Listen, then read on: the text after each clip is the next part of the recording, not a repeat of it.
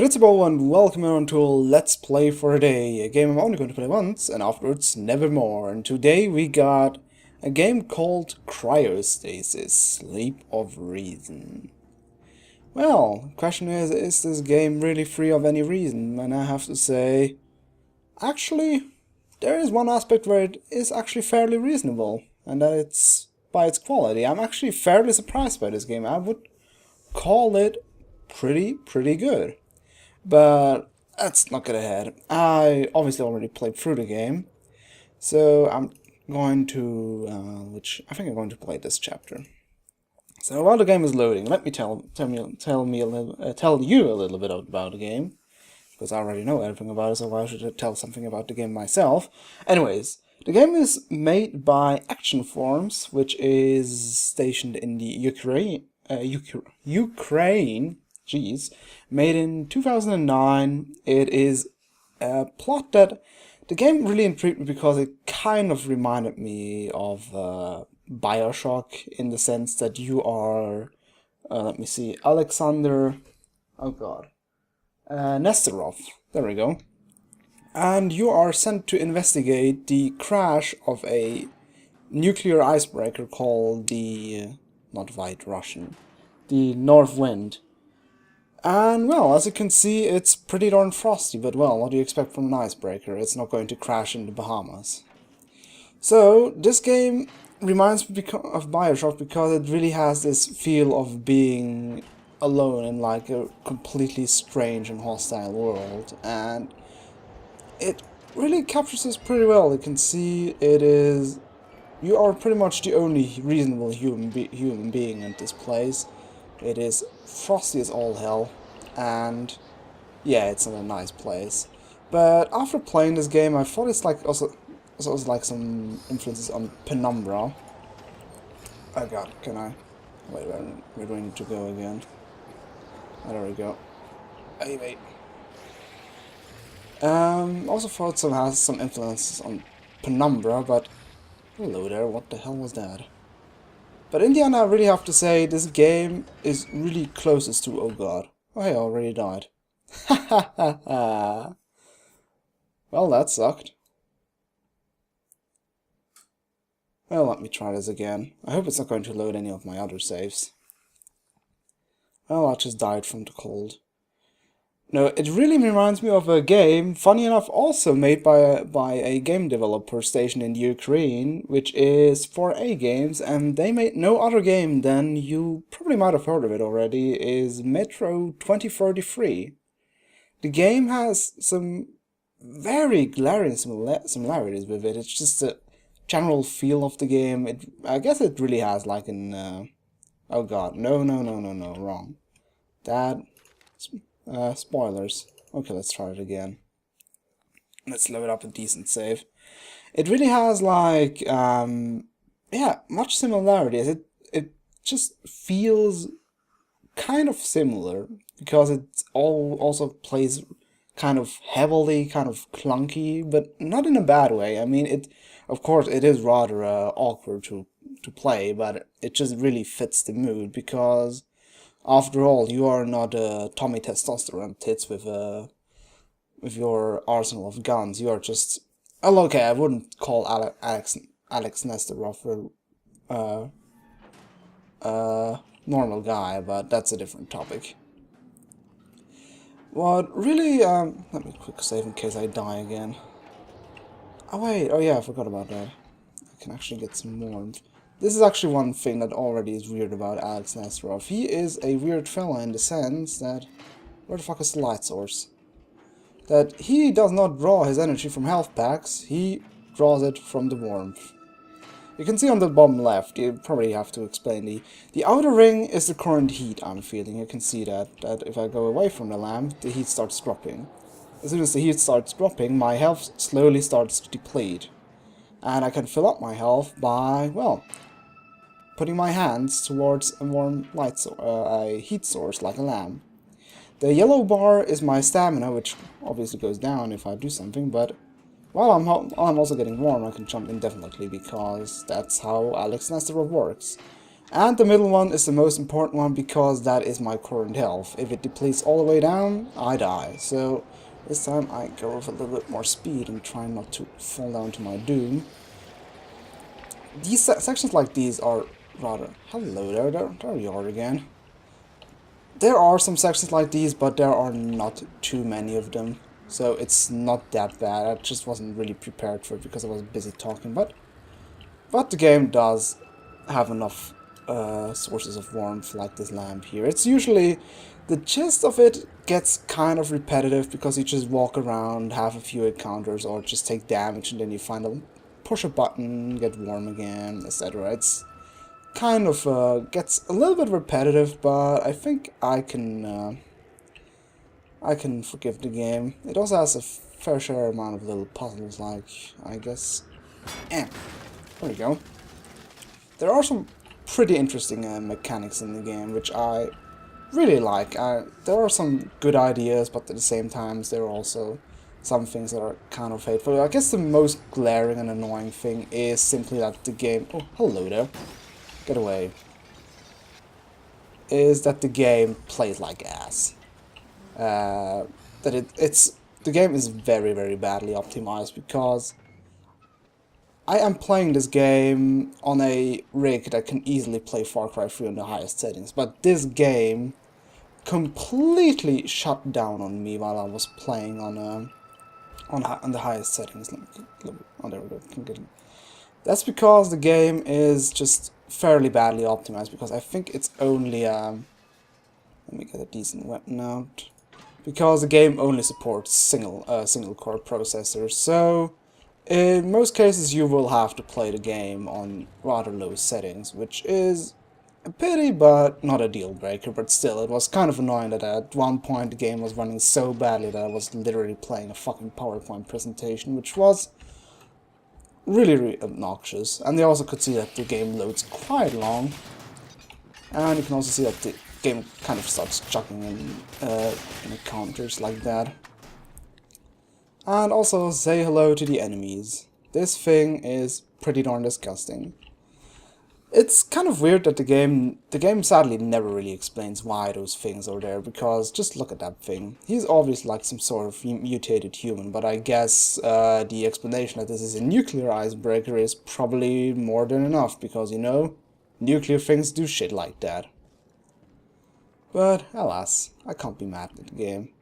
After all, I really enjoy it, and still some things, there are some things to critique. Like, I think one thing that's really odd about the game is I hope it has like a bigger emphasis on survival, because you get at the beginning actually a fairly detailed like melee combat. You can see that I can strike punches, can do combos, etc. But you get really quickly new weapons. Like, I do not know why Alex Nesrov considers this as a decent melee weapon, but he picked it up. Get a fire axe, get a flare gun. I first thought it was a shotgun, was direly disappointed. Then I get a Mosin Nagat or something like that. Then an STV, I think, or SVT. And one scope. That is probably the most bizarre weapon. Why the hell do I need a weapon with a scope in a game like that? Also, of course, also the PPSH. I don't know how to pronounce that. And that's probably the weirdest weapon there is, but we'll get to that. It's just kind of weird how many weapons I get. Especially the scope one is probably the weirdest one, because there's like no place in this game where you actually need to snipe, because every enemy is really close, usually right in your face, and I guess it creates some sort of interesting gamble that you have to wage if you really want to, because for some odd reason this weapon does like twice the damage with the scope. I guess for no other reason because it has a scope. And it seems like you have to take the gamble whether you want to actually try to hit it, or if you just want to go for safe damage. It is an interesting idea, but still it's kind of obscure, because this game, for example, doesn't have a shotgun, which I guess in survival games would be way more reasonable to have, but for some odd reason this game doesn't. And it's game design decisions like that which are kind of weird, but I don't really want to scold the game for things like these. Alright, let me in. I don't really want to freeze to death. Thank you very much. There we go. Still, I had... Let's see, how long did I think it took like 7 to 8 hours to play the game through, and...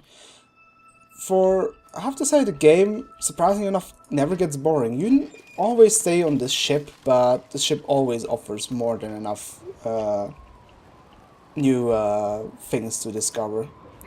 So...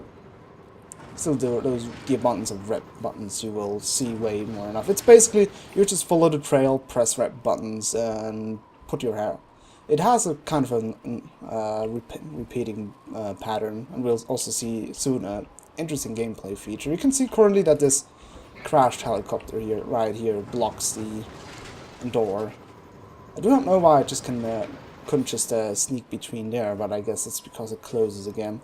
So, we somehow have to get the helicopter out of the way, which sounds really, really weird, I know, but there is actually a gameplay aspect. I don't know how they call it again. It's kind of a weird feature. God, what we need to do right here is get into the helicopter. And this, by the way, took me a couple of tries until I finally figured out where to go. You can see that this guy has like a red glow, and what we can do is now shift into his mind, like that. So we can see that we are now right before the crash, and what we need to do now is to make this happening unhappen by, well, solving this, basically this puzzle. So I guess what we need to do is to... Yeah, it's actually pretty obvious what they said. I need to get out of this place and stop them from cutting the lines like that. No. Because if the tower collapses, the helicopter will be crashed again. So, sometimes this one is actually pretty straightforward, but there were some of those, well, time meddling mechanic things that were really kind of cryptic, and it took a lot of trial and error, because if you fail you just go back, but you have to retry again, and it's after a while it gets really, really tiring. But at the same time it's a pretty interesting gameplay mechanic. But weirdly enough, the game never really explains it why Alex Nesterov can do that. But I guess Alex Nesterov is just a guy like that, because he just can meddle with the time like that. And as you can see, the helicopter is gone, but I need to get inside again before I freeze my ass off.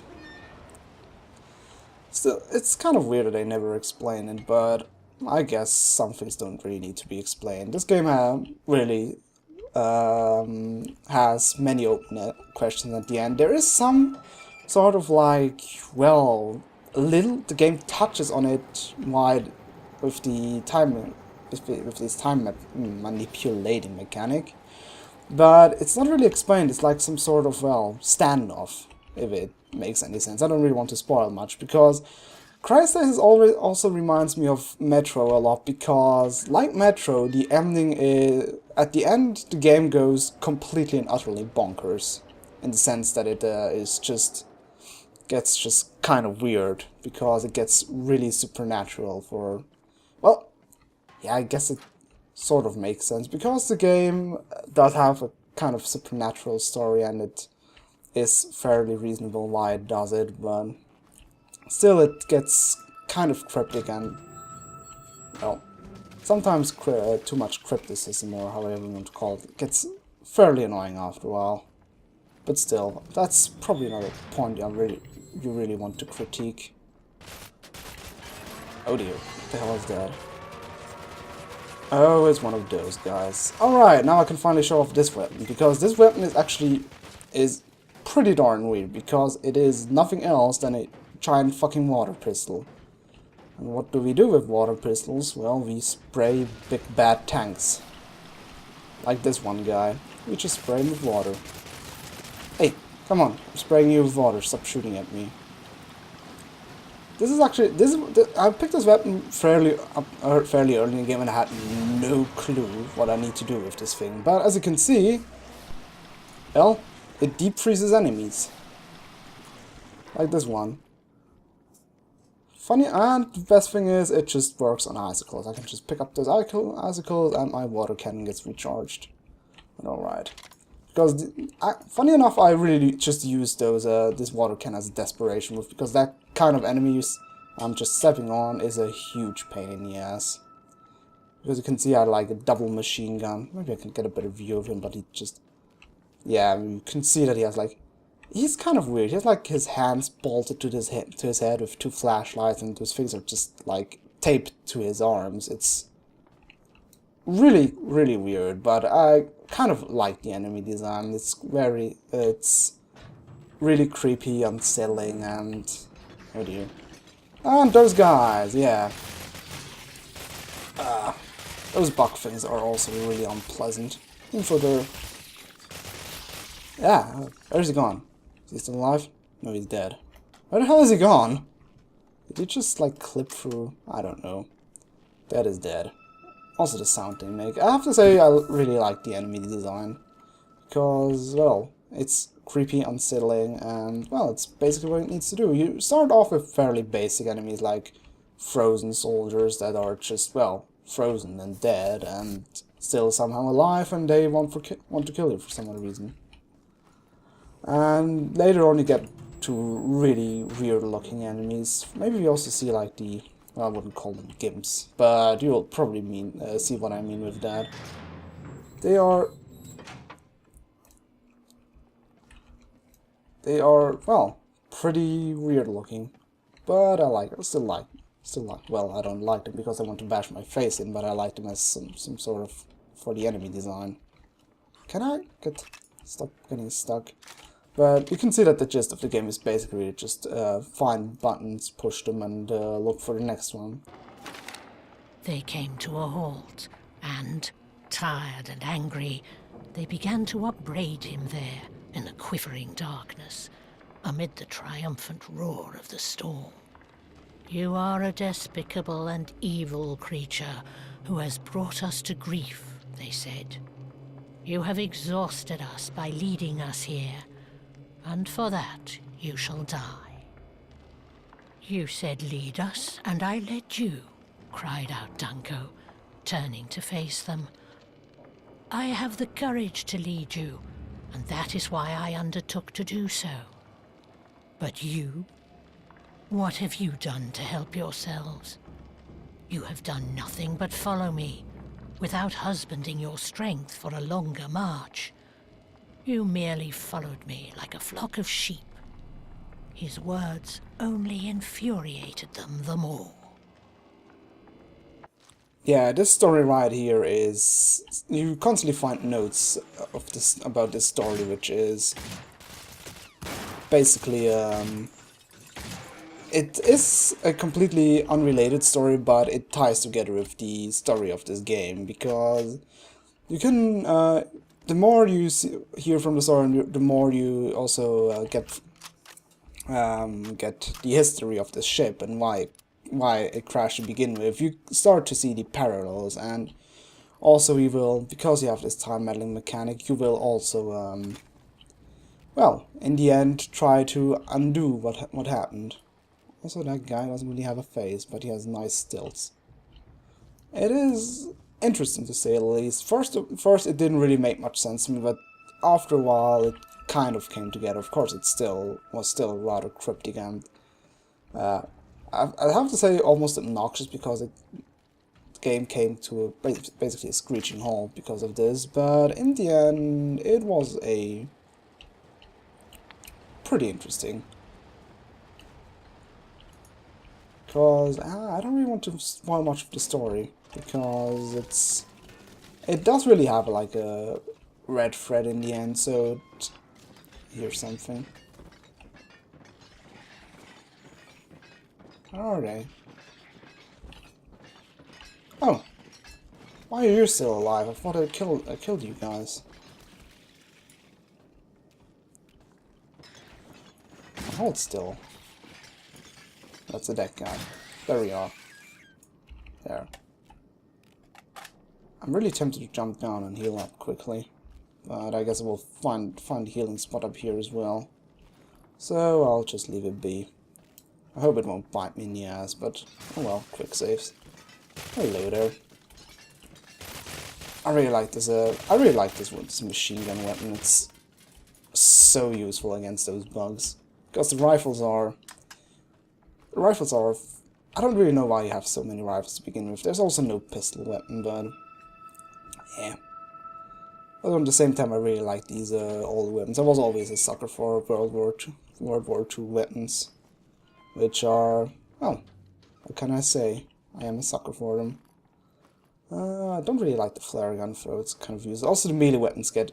This is actually one thing that kind of, well, shits all over the survival horror aspect, because you get more than enough ammo on this game. You can see how much ammo I have. I have like, you can see in the background that are additional rounds. I still have like 3 full magazines. I have, I don't know how many, 6 full mags of this. I still have 4 additional of those. So it really bites the.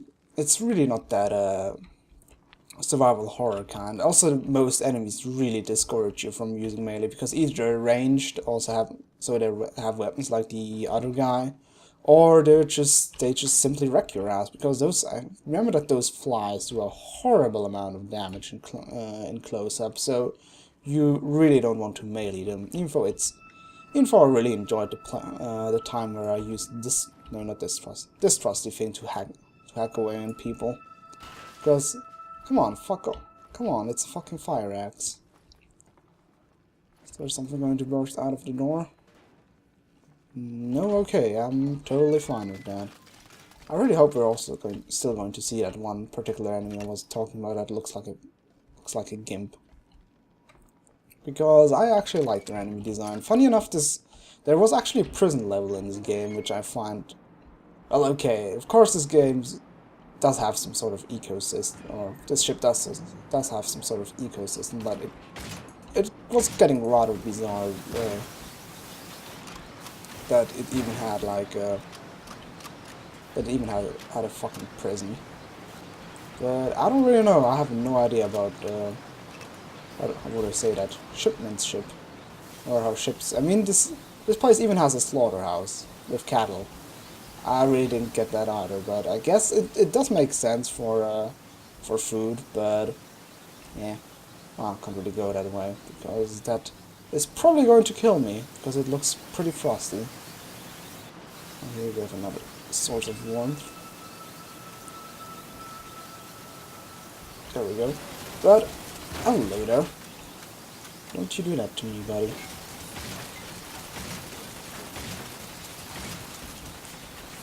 It's actually pretty cheap. I can heal up anytime I want.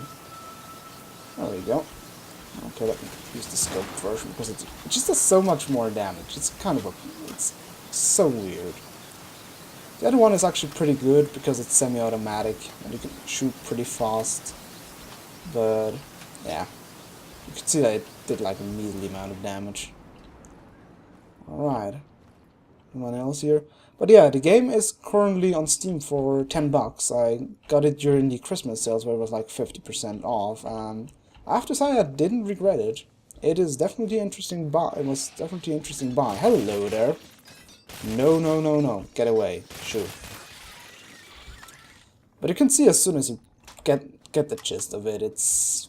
I wouldn't say it doesn't get repetitive. It kept me entertained during the course, and the ending really kind of caught me by surprise because, well, okay, who's coming there? I know somebody's coming. I see a flashlight. Oh, hello there. No, get out.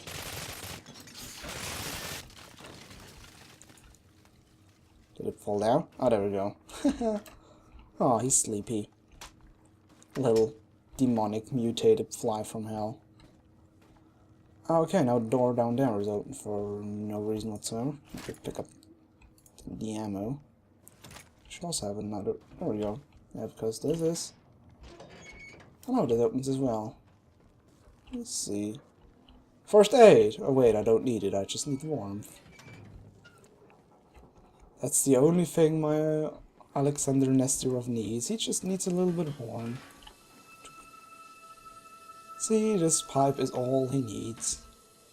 It's definitely an interesting mechanic. I first thought that this constant health drain would be pretty annoying because it basically sets, you know, time clock. Oh god. No, bad. Let me spray you with water until you die. Or freeze. It's really, really weird, but I like it. It's an interesting weapon. Cheap as hell because you can find ammo everywhere, but hey, if it helps me against those fuckers, I won't say no. Yeah, you go, you lie down, because those fuckers killed me like I don't know how many times before I finally realized what this water cannon does. Alright, if I press this lever, this door will open again. Oh, take the icicles, and I'm home free. So I think that is that going to be the end of the section? I think I'm pretty close to it. Yep, that's it. So well, that was Cryostasis, Sleep of Reason. I can definitely recommend the game to pick it up if you like games like Metro 2033. And well, is there anything else to say?